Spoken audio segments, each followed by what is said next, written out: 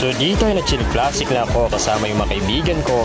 Ang kaso biglang nag-chat yung Franco. At nung nakita ko yung IG niya, si Franca pala yung kalaban ko. At sabi ko dito pakitaan niya ako ng hook. At nagulat ako sa sinabi niya. Si Raichu nga basic, ikaw pa kaya? Sabay sabi ko sa kanya, si Nika nga pinatikim ko ng spawn trap, ikaw pa kaya? At nagulat ako sa ginawa niya. Pinakitaan niya talaga ako dito ng malupitang hook sabay tipi.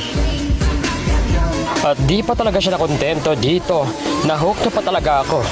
Napabilib niya ako dito at sobrang galing niya talaga mag-hook. Sabay sabi niya sa akin na parang hindi daw ako chugads. At nabawian ko na sana siya at pakitaan ko ng galawan ng kaso sobrang galing niya talaga mag-hook.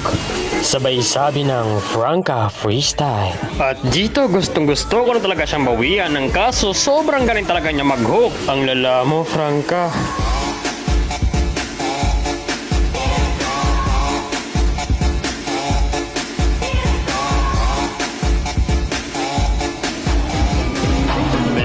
Hindi ako papayag na ganon-ganonin lang tayo ni Franca. Kaya bawian ko siya dito at pakitaan ko ng mga galawang malupit.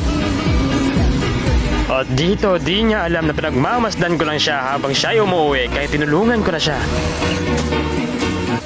Nagagalingan at bumibilib ako sa iyo, Franca.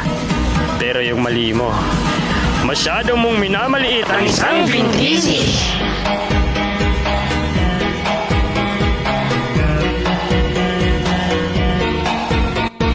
So dito pinatikim ko si Franca ng malupitang triple recall ni Vintisi.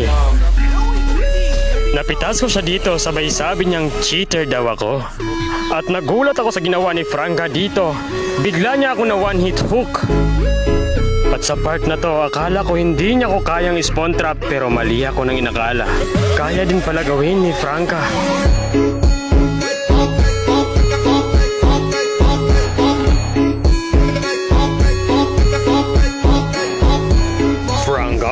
Masyado ka nang makulit.